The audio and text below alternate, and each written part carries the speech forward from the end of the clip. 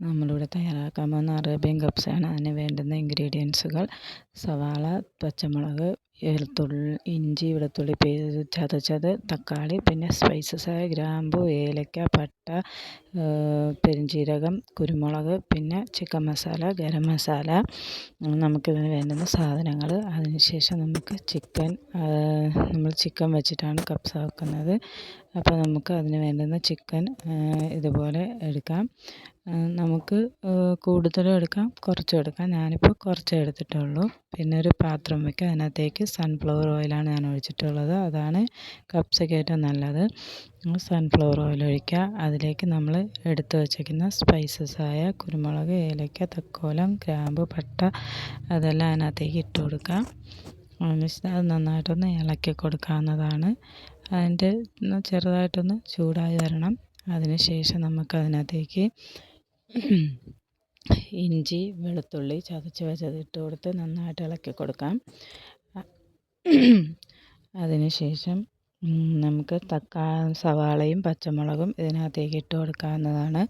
അതും ജസ്റ്റ് ഒന്ന് ഇളക്കി ചെറുതായിട്ടൊന്ന് ചൂടായാൽ മാത്രം മതി.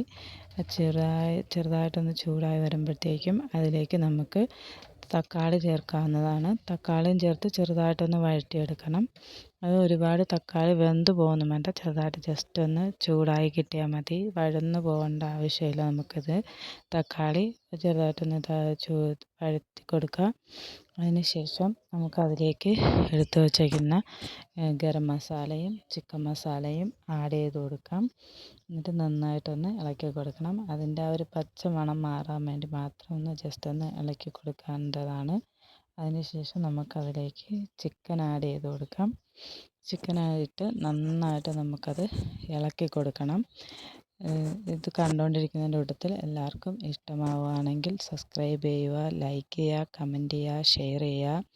നന്നായിട്ട് ഇളക്കി കൊടുത്തതിന് ശേഷം നമുക്കിതിലേക്ക് വെള്ളം ആഡ് ചെയ്യാവുന്നതാണ്. ഇപ്പം നമ്മൾ എത്രയാണോ അരി എടുത്തത് അതിൻ്റെ ഇരട്ടി വെള്ളം എടുക്കണം. ഇപ്പോൾ 1 ഗ്ലാസ് അരിയാണ് എടുത്തിട്ടുള്ളതെങ്കിൽ 2 ഗ്ലാസ് വെള്ളം ഒഴിക്കണം. ഞാനിപ്പോൾ ഇവിടെ 2 ഗ്ലാസ് അരി എടുത്തത് കാരണം 4 ഗ്ലാസ് വെള്ളം ഒഴിച്ച് കൊടുക്കുന്നുണ്ട്. ഈ വെള്ളം ഒഴിച്ചതിന് ശേഷം നമുക്കിതിനകത്തേക്ക് കുറച്ച് ഉപ്പ് ആഡ് ചെയ്യണം. അതായത് ചിക്കനും ഈ മസാലയ്ക്കും പിന്നെ നമ്മളിടുന്ന അരിക്കും വേണ്ടി ഉള്ള ഉപ്പ് നമ്മളിപ്പോൾ ചേർത്ത് കൊടുക്കണം. പിന്നെ നമ്മൾ ചേർക്കുന്നതല്ല. ഇപ്പം ഇതിനകത്തേക്ക് നന്നായിട്ട് ഉപ്പ് ചേർത്ത് കൊടുക്കുക.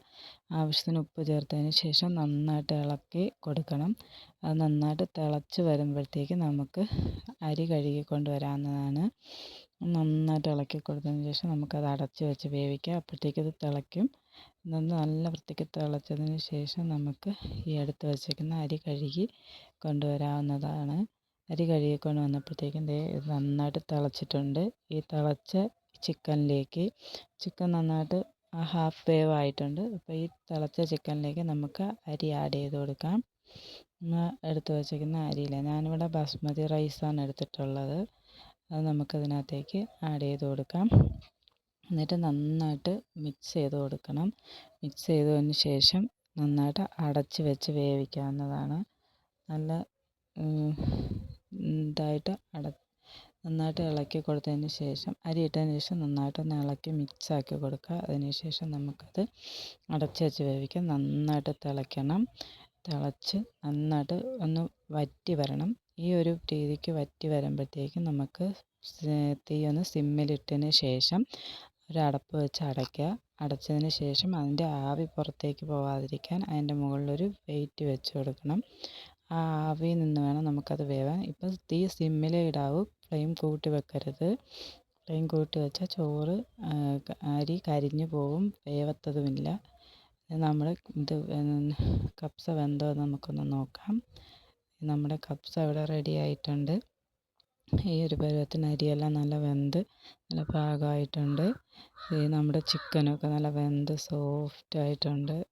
ഈ ഒരു പരുവത്തിനായിരിക്കും നമുക്ക് കിട്ടുന്നത്. നമുക്കിതിന് സെർവ് ചെയ്യാം. അതിന് ഒരു പാത്രം എടുക്കുക, അതിലേക്ക് ഒഴിക്കുക.